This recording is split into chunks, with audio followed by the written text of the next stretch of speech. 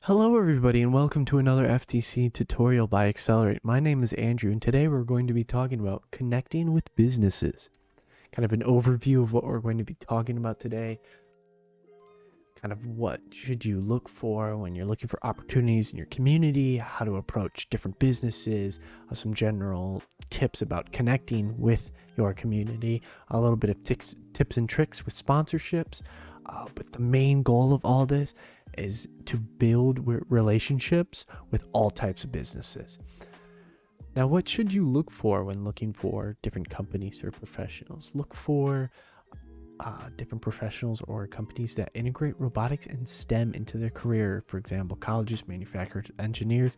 I know around this area, there is a lot of different manufacturers, and you don't even have to do it in person. You could set up a Zoom call and talk with them. Narrow down what you're looking for, though. Are you looking for a sponsorship? Are you looking for an outreach? Or are you looking for a connect event? Depending on what you're trying to look for dictates who you want to go to. If you're looking for a connective event opportunity, you're going to go probably to talk to engineers, go to colleges.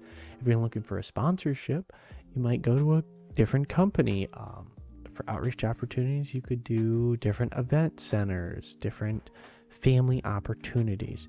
So there's a lot of different ways you can look for companies, and some might not even have anything to do with robotics or STEM, and that's just another business opportunity for you. Going along after looking for these sponsors or business associates, how do you communicate with them? Make sure you are polite when talking to your contacts. You don't want to be rude, have respect, show some respect for them. You're taking time out of their day to talk to you.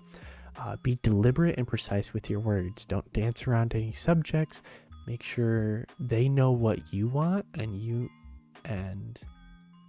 have that constant communication back and forth that just provides a smoother experience. Always, if they don't respond, create a follow-up email. Kind of our advice: if they don't respond after a week, just a nice little follow-up email to make sure they actually got your email. It's very respectful and kind to follow up on a subject, even if you're settled on a date or something. Always follow up after an email to let them know that you've seen that message and you acknowledge their presence. Be transparent with them. Don't hide anything. Companies and professionals just want to stay truthful with you. They want to know who you are and what you want to do. So just be transparent. Another thing kind of going along with emails is respond ASAP. No company or professional wants a late response at all. Biggest thing you can do is turn on your email notifications. You might get a lot of emails, that you don't want. Just either filter them out or ignore them, but make sure you know when they email, because you want to be able to respond within a reasonable amount of time so they're not waiting on you. Another thing is be as flexible as possible. Life happens and people have different schedules, but try to be as open as possible so you can have that opportunity for that experience or for that outreach opportunity to add to your team as a whole. Now that you have that communication all laid out, you need to plan. So kind of, if you have like different outreach opportunities that you're bringing your robot or you're bringing something to show to the public, create a packing list. Just a simple kind of packing list on the right is what we use for our outreach opportunities. And there's a lot there. It may not look like a lot when it's in your head, but when you write it all out, there's a lot that you need to be prepared. Different things for different occasions type thing. You want to make sure you include everything that you could possibly need for an outreach event so you never forget it. Another thing is plan what your team's going to do at the event. What is the goal of this event? Why are you going there? What are you trying to achieve? Have different positions so no one's standing in the same place, and make sure you're rotating with your team members so it doesn't seem boring. So it's actually exciting to go out and connect with the public. Make sure that a large majority of your team members will be able to attend. The more people you have, the more you can talk to the public about FIRST and FTC and what you do. Have a uniform on or look very similar in dress. You want to be recognizable. You want to stand out a little bit. For example, we all wear blue. We all use our competition shirts. It's a prime example, and it works excellent because you can point or you can direct someone straight to another person if they have a question about something. Finally, be ready to talk to people. With any outing, with any event, you have to be polite, respectful, and outgoing. You're going to have to talk to a lot of different people, a lot of different backgrounds, but you have to be comfortable with the idea of talking to someone you've never met before, or that has no idea what FIRST is, what FTC is, what any of this robotic stuff is. You have to be comfortable in explaining that, and you have to have good public speaking skills to connect with some of these families, different outreach events. When you are at the event, again, be polite, talk to lots of people. Try to talk to almost everybody who walks by. Some people might just ignore you, and that's okay. It's better to talk to somebody and get no response than to not talk to them at all and them being interested, and that's just a missed opportunity. Be engaging, know what you're talking about, and make sure you're excited about it. Have a smile, be enthusiastic. People like that. People thrive on that, and especially since if no one knows what robotics is, they want to know what you're doing, and they'll be excited too. On the other side, if you're doing connect or sponsorship opportunities, if you're meeting with professionals, make sure you're asking questions to everyone and anyone at that event, even if it's just a simple question like, how does it work? Or how much does it cost? A lot of professionals love to talk about that and love to talk about what they do. And if that interests you, and you just ask a question, because at the end of the day, it's a learning experience for you. And the final thing with all of it, doesn't matter if it's a connect opportunity, an outreach opportunity, take pictures. Take pictures of all of it. Judges love to see. Perfect example on the right, we went to the South Bend Cubs baseball game, and there's a perfect example of two of my team members talking to a family.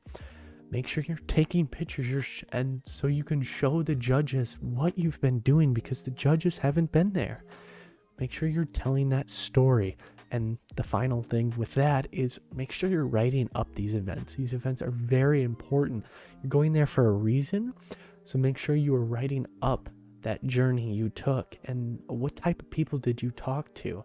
The judges love to hear that, and it just makes it look better on your team as a whole that you were able to reach out to the community and talk with them. Now you may be wondering, how should you use this opportunity to the fullest extent? You can integrate different information of your team, any design skills you can show professionals. You can show them your designs and what you're trying to build. You can use this opportunity to expand on the FIRST program. Talk to the public about FIRST programs and events at different outreach opportunities. You could also try to obtain sponsorships and future outreach opportunities.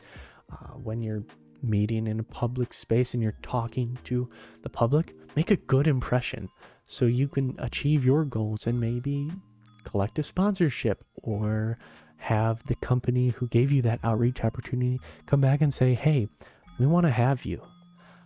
Make sure you're maintaining a relationship with your contacts. Don't leave any empty email sitting in your inbox with no response. it reflects very poorly on you as a person and the team itself, and it makes opportunities like this way harder.